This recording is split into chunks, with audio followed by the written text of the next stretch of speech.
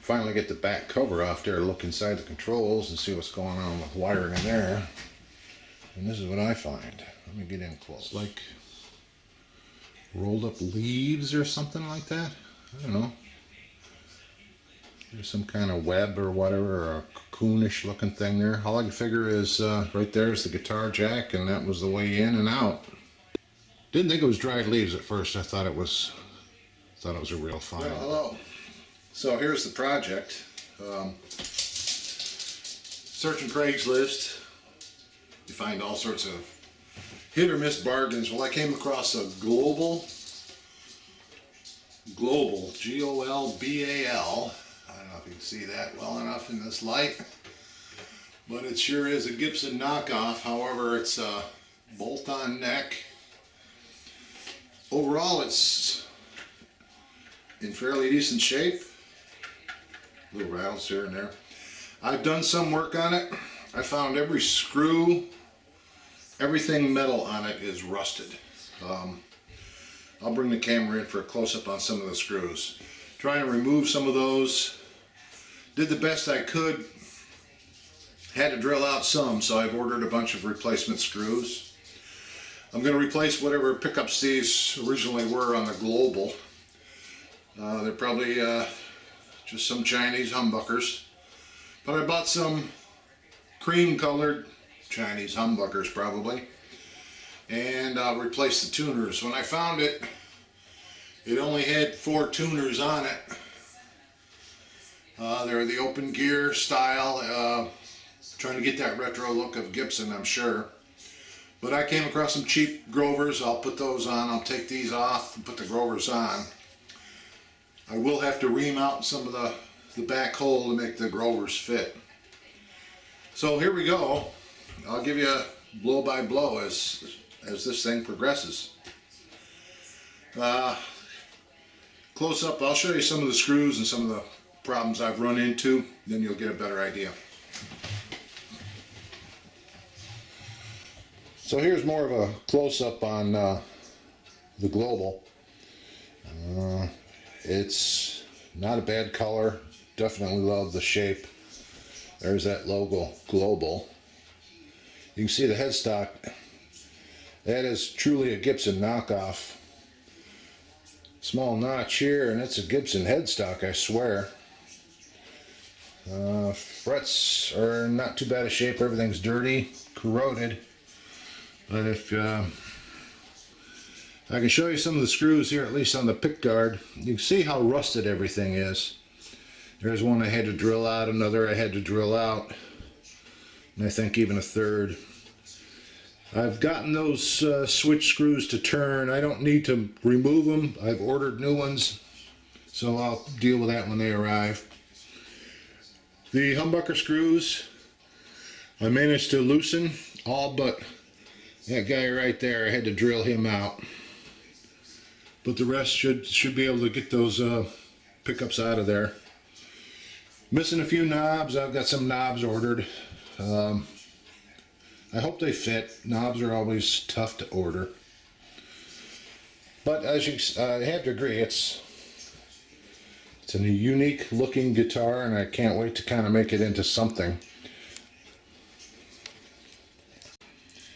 Here's the original bridge that was on it. It's one of those compensated wraparounds, so it was a Les Paul Jr. kind of look and feel. And the reason I know that is I still do own a Les Paul Jr. Love it.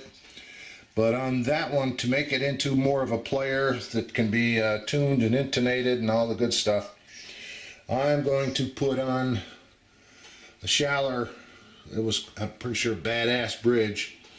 That's nice. It's got the wraparound. It slots right in on the pegs right there, and then you have the adjustable bridge for intonation, and should make it into a highly playable guitar.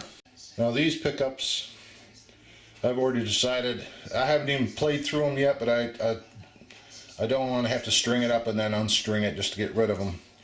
I'm pretty sure those would be replaced in any case, so I have gone ahead and through the miracle of Craigslist I found, here, this doesn't need to be there, They came off a 3 pickup. I'm pretty sure it was Gibson, but these don't appear to be Gibson humbuckers. But I got the bridge, middle, and neck. So I'll put 2 of those in there and see how she looks with cream. A little contrasting color never hurts. It's going to be a Frankenstein when I get done with it. There's a couple more screws I've had to drill out to get to the access to all the wiring and such. It's not in bad shape, so I've got, like I said, replacement screws, so everything should come out okay when I get done with that. The other thing I've noticed is the screws for this bolt-on or screw-on are rusted and ugly looking, so is the plate. The plate, I think I've probably got no chance to find that plate. The screws that I've seen online are a little longer than this, so if I do order those, I'll grind them down, take a good 1/8 or more off them so I don't have them punching through into the fretboard. So next step, first step, I'm going to get these tuners off and put my Grovers in. I can't use any of those bolts, or screw holes. They're just in oddball locations, but I did notice that they have oriented their tuners to be perpendicular to the curve, which Gibson, at least on the Junior, they didn't. They took compromised position. I'm not sure if I'll try to do what they've done or try to make them even up, some kind of balance. But the next task is to take those off, and I've got a taper reamer. I have to ream it out for the Grovers to that 391 dimension. These are under that size, so I'll get busy reaming. So now it's time to get these tuners off of here. I haven't tried those screws, but I'm pretty sure they'll move. On the ones for the pick guard and everything else, they were so bad, what I did was I put a drop of oil on top of each one and let it soak for like an overnight, so that, okay, any oil may find its way down there in between the wood and the threads and help me to get those things out. But as luck turns out, no, that didn't work so good. So anyway, off comes these. First one, not bad. Try not to drop these on the floor. I've seen Grovers put on, several other online guys have done that. They make it look not too bad as long as you stay patient and don't try to take too much hole size out when you're reaming. Patience is a virtue, especially when you're working with anything old or one of a kind. Once you make the move, it's hard to go backwards. So here's a tapered reamer. I've seen this used online a lot. I've looked, where can I get one of those? Went to Lowe's, no. Home Depot, no. Online, you can find them anywhere from $15 to $60 for a luthier tapered reamer. This particular one, very special. Harbor Freight, $2.99. Should do the job. Just be slow and careful. Here we go. I'll start right at the top. Turn it slowly. Don't try to force it. You want to split wood. Just when you see shavings coming off, you know you're doing the right thing. It takes a little push to get it to work down. Hopefully you can see a little bit of shavings piling up underneath this thing. I'll move it over a bit.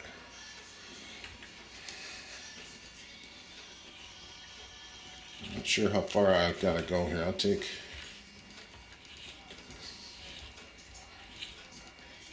well, I said low and slow.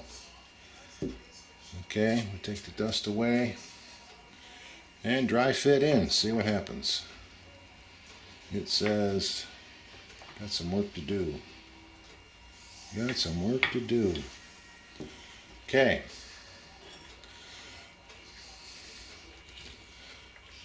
So you have to really work hard at boring this hole overside. I mean, you'd have to be guerrilla aggressive here and just pushing this thing through. Maybe lift it up every once in a while, get some chunks out. You can see this isn't going to be that much fun for 6 holes. And we fit it. Are we close? We are not even close. Oh boy.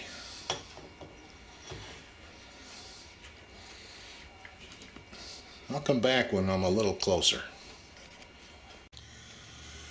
Alright, I've been at this for maybe 10 minutes or so. Got the reamer goes in to there. You can see some of the shavings on top. And after 5 minutes of careful pushing and turning, the Grover is just starting to go in the hole, so I'm getting very close. I'm finding that you need to support this. You don't want to put undue pressure pushing down on this angled neck here, the brake. Necks being what they are, the less pressure the better. But it does take a good downward push while you turn. So there's an element of elbow grease involved here. Here I go, just a couple turns. When you do hear it kind of cutting every once in a while, twist it out, bring it back up, clear the grooves so it doesn't clog up and can still shave wood. So continuing on with hole 1. Stay with me. Alright, it's been about 20 minutes. I got the first side done. I just placed those in there just to dry fit, see how they look. But I've decided to line mine, I don't know if you can get it here, perpendicular to the face of the... Okay, well, I got 6 holes reamed out. Took quite a while.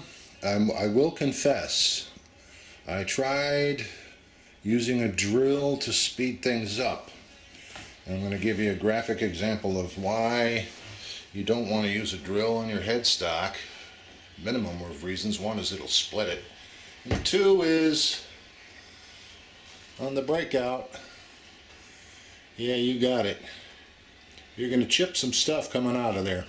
Can't help it. That's just how drills work. I wish I would have avoided it, but it's only a global. So next time I gripe about a luthier charging me $200-300 for this kind of work, I won't gripe anymore. It's painstaking, and this was just a $20 garage guitar. Now if this was somebody's 57 gold top and blah blah blah, I don't think I'd have had the nerve to cut wood. So hats off to the luthiers who do this stuff. Okay, luckily the humbuckers came out clean, clear, easy. I've got a mess of screws. I'll show you some here. I guess you can see that. They're different lengths. When I ordered them online, I don't think I got much variety of length, so I'll be looking for more of those screws.